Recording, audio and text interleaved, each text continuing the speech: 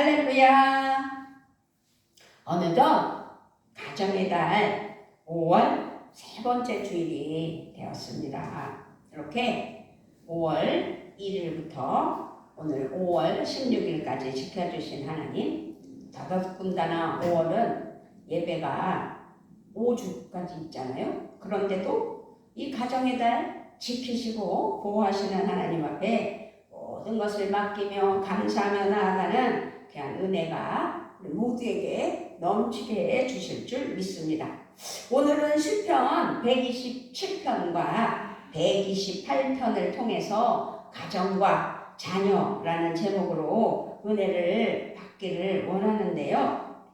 그렇습니다. 가정의 달, 하나님의 거룩한 가정과 그 가정의 자녀들은 기업이요 선물이다 라는 것을 우리에게 알려주시며 함께할 때 은혜가 넘쳤으면 좋겠습니다. 아멘. 시편 127편과 128편은 특별히 가정에 대한 말씀이죠. 우리가 함께 합독했지만 다른 성경에서도 가정에 대해서 말씀하고 있지만 특별히 127편, 128편 이 시편 말씀에서는 가정에 대한 말씀, 자녀에 대한 말씀, 그러한 은혜가 넘치는 말씀입니다. 그러나 특별히 두 편의 말씀은 가정에 대해서 여러 가지를 구체적으로 가르쳐주고 있는데 그 가르침에 우리는 감사하며 이 가정의 달 하나님께 영광 올려드리며 은혜로 나아가는 귀한 믿음이 되셔야 될 줄 믿습니다. 아멘. 하나님께서 이 세상을 창조하고 친히 세우신 두 개의 기관이 있어요. 그 기관은 가정이고요. 또 하나는 교회라는 사실입니다. 교회를 통해서 하나님의 백성들을 부르시고 양육하시며 영적인 일들을 이루시는 거지요. 그래서 교회에 모여서 예배를 드리고 하나님께 영광을 올려드리고 여러 가지 프로그램을 통해서 교육을 받고 교훈을 하며 함께하는 은혜의 공동체 안에서 새롭게 하나님 은혜 아래 달려나가는 역사가 나타나는 줄 믿습니다. 그렇게 두 기관, 가정과 교회, 그 중에 가정을 통해서 개인의 인격과 습관을 완성하며 바른 삶과 인생의 보람을 누리게 하는 하나님의 은혜를 우리는 깨닫고 감사하는 삶을 살아갈 수 있습니다. 그렇습니다. 우리들은 5월을 가정의 달이라고 말하고 있습니다. 이렇게 우리는 가정을 세우신 하나님의 목적과 의도를 따라서 경건하고 거룩한 가정을 이루고 회복해야 된다는 사실이지요. 가정이 요새는 얼마나 기가 막혀요. 그 아동 폭행, 아동 학대 이런 것들이요. 사실상 가정에서 이루어지고 있대요. 부모들이 자녀 학대를 한다는 거죠. 가정이 하나님께서 세우신 은혜의 처소라면 가정에서 무엇을 어떻게 가르침받고 살아가야 되는지를. 그래서 오늘 다시 한번 이 가정의 달 세 번째 주일에 하나님이 가정을 세우시고 하나님의 목적과 의도를 잘 깨닫는, 그래서 하나님 기뻐하시는 나 주님의 기쁨 되기 원하네 라고 하나님 앞에 고백하면서 가정을 은혜 아래 함께 하시는 하나님께 감사하며 승리하는 은혜가 있었으면 좋겠습니다. 아멘. 이렇게 가정과 자녀에 대해서 구체적으로 말씀하며 하나님께서 가르쳐 주실 때 우리 하나님께서는 누구셔요? 세상을 창조하신 분이에요. 세상을 창조하시고 친히 세우신 두 개의 기관, 가정과 교회라고 말씀드렸어요.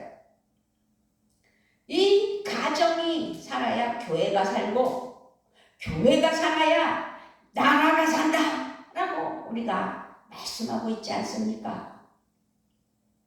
지금 교회가 살아야 나라가 사는데 교회를 어떻게 해요?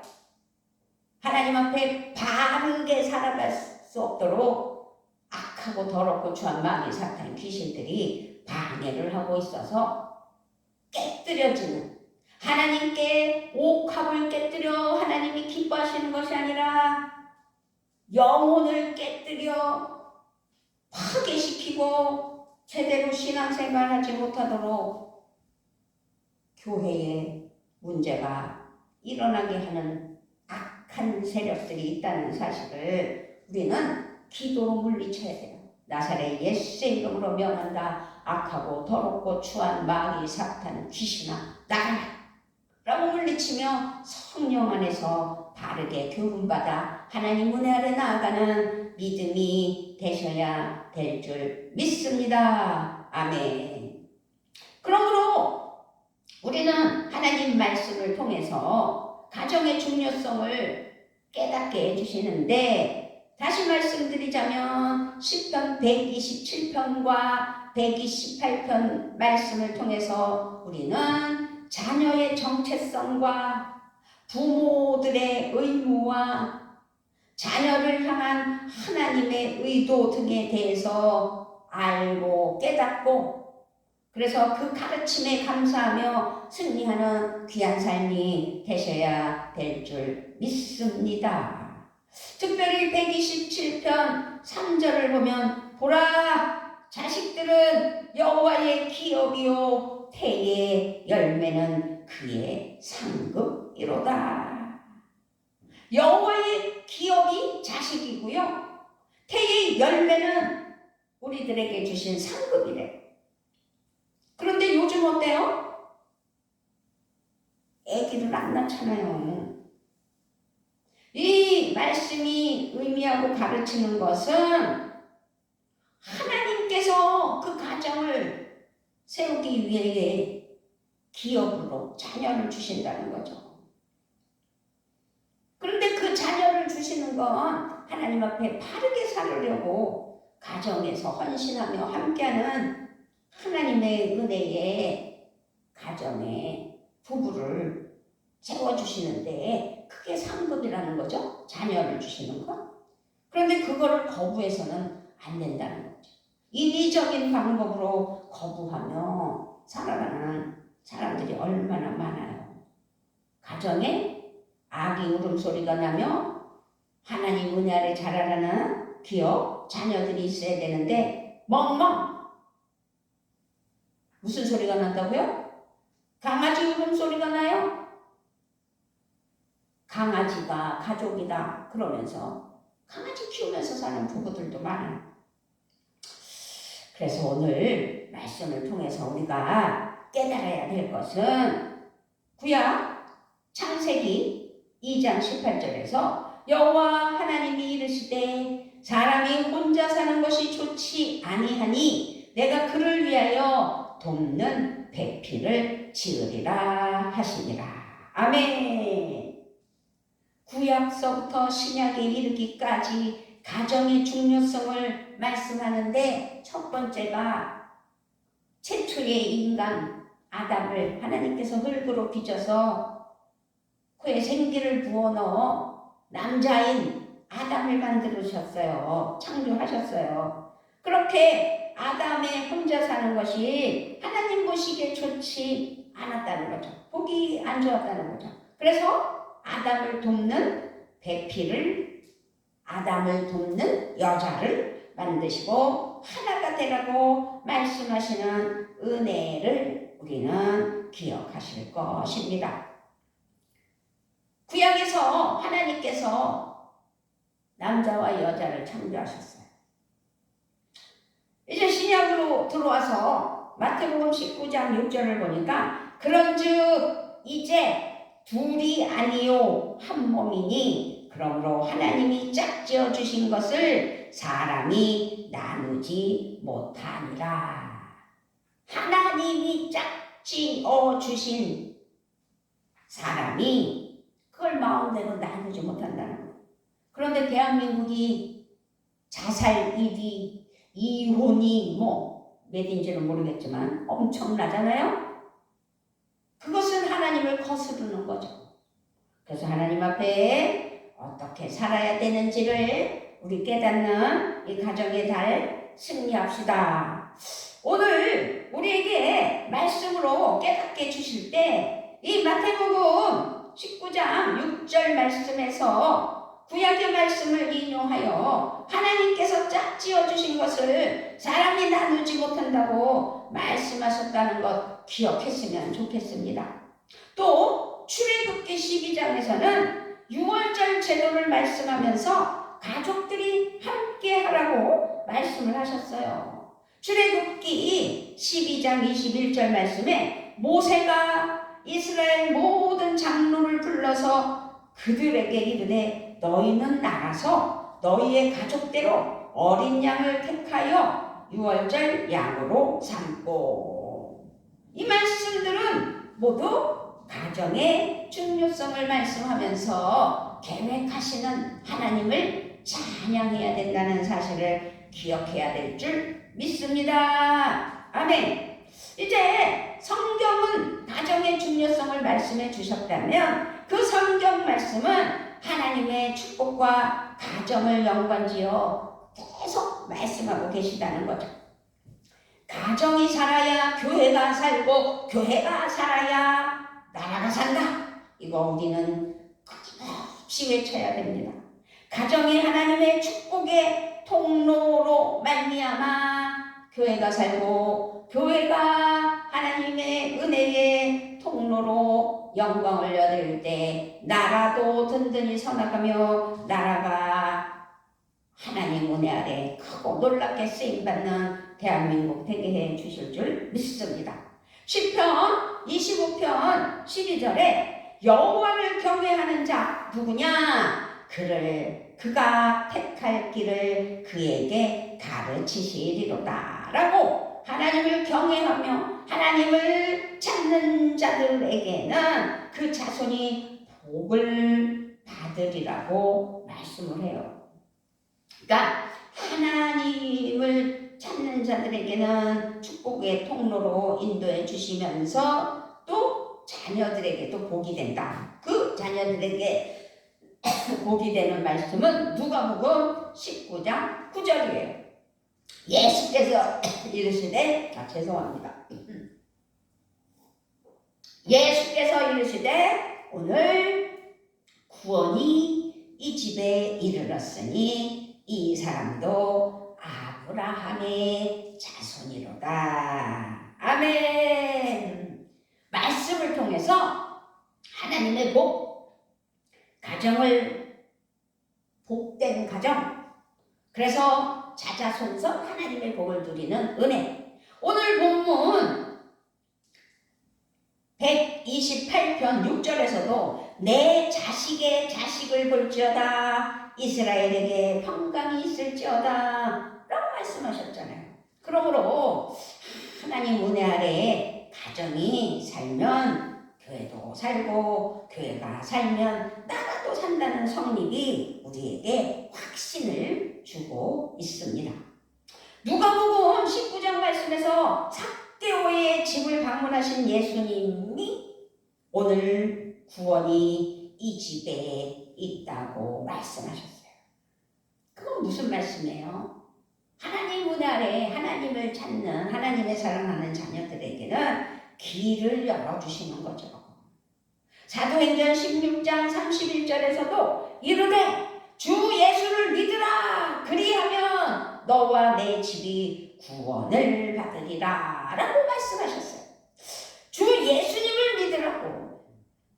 예수님을 믿으면 그 결과가 가족이 구원을 얻으리라고 말씀하고 있어요. 그래서 멀리 선교하며 멀리 전도하는 것도 중요하지만 누구부터? 내 친인척, 내 가족부터 구원을 받게끔 전도하는 것이 하나님의 복이라는 것 잊지 않았으면 좋겠습니다.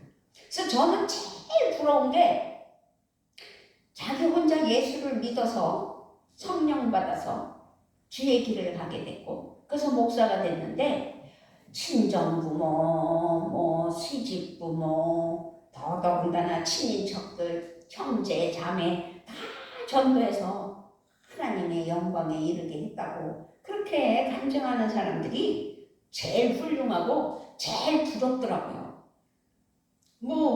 저는 100% 전도해서 하나님 나라 영광을 위하여 살아갈 수 있도록 인도한 역사가 이루어지지 않았기 때문에 드리는 말씀입니다.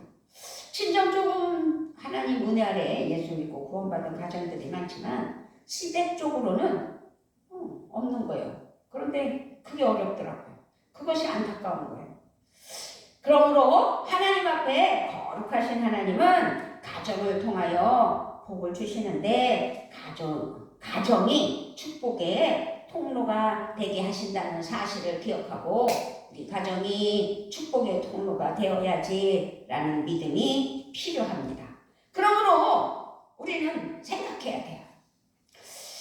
우리는 각자 자신의 가정들을 소중하게 여겨야 된다는 건 당연한 것이고 그 가정에서 하나님께서 세우신 거룩한 축복의 통로가 되게 하시는 은혜를 감사하며 그 말씀 위에 세워가며 거룩하고 경건한 가정을 이루도록 힘써서 본이 되는 가정이 돼야 되겠죠.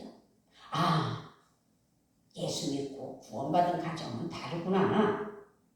친척들을 통해서. 그래서 교회를 다니면 나쁜 건 아니구나. 그래서 전도할 때 네가 믿는 하나님 나도 믿어보자 라고 따르는 역사가 일어났으면 좋겠습니다. 그러므로 우리 하나님께서는 말씀을 통해서 가정을 소홀히 여기는 것을 사실상 경계하신다는 사실을 기억하고 하나님 앞에 바른 신앙이 되도록 하나님 은혜 아래 나아가는 견역사가 있어야 될 줄 믿습니다. 뿐만 아니라 우리는 각자 자신의 가정을 거룩하고 경건하게 지키고 보존해야 함을 정말로 잊지 말아야 돼요. 내 가정이 살아야 되잖아요. 가정이 살아야 교회가 산다고 그랬잖아요. 교회가 살아야 나라가 산다고 그랬잖아요.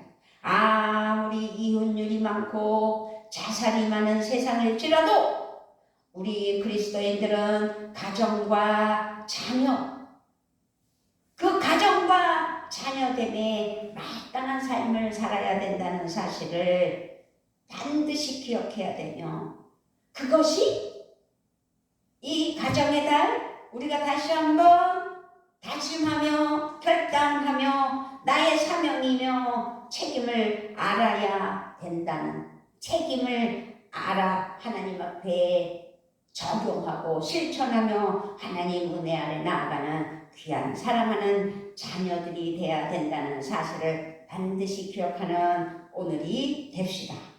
네, 그렇게 자녀의 가치를 또 오늘 말씀에서 본문에서 말씀하고 있어요. 자녀에 대해서 말씀하시면서 여호와께서 야훼 하나님께서 주신 기업과 보상이라고 설명하고 있습니다. 이 기업이며 분깃이며 재산이란 것, 이 우리에게 주신 기업, 유업은 분깃이요 재산이라는 거예요. 자녀가 인간의 노력이나 혹은 우연히 생겨난 것이 절대 아니라는 사실을 기억하셔야 됩니다. 하나님의 축복의 선물이요, 기업이요, 뭐라고요? 유업이에요. 그래서 그것을 깨달아 하나님께 감사하며 나아가는 믿음이 돼야 된다는 거죠. 우리가 나도 자녀였고 나의 부모에게는 기업이요 복이 되는 재산이라는 사실이죠. 그럼 또 나에게도 또 주신 자녀들이 기업이요 선물이요 나의 분깃이요 재산이라는 것을 우리는 기억하면서 하나님께로부터 온 복이구나 라는 것을 반드시 기억하고 기억하며 감사하며 하나님께 영광을 올려드려야 되는 줄 믿습니다. 그러므로 우리 모두가 자녀에 대한 바른 가치관을 스스로가 가져야 돼요. 나도 자녀잖아요. 여러분도 자녀잖아요. 반면에 부모잖아요.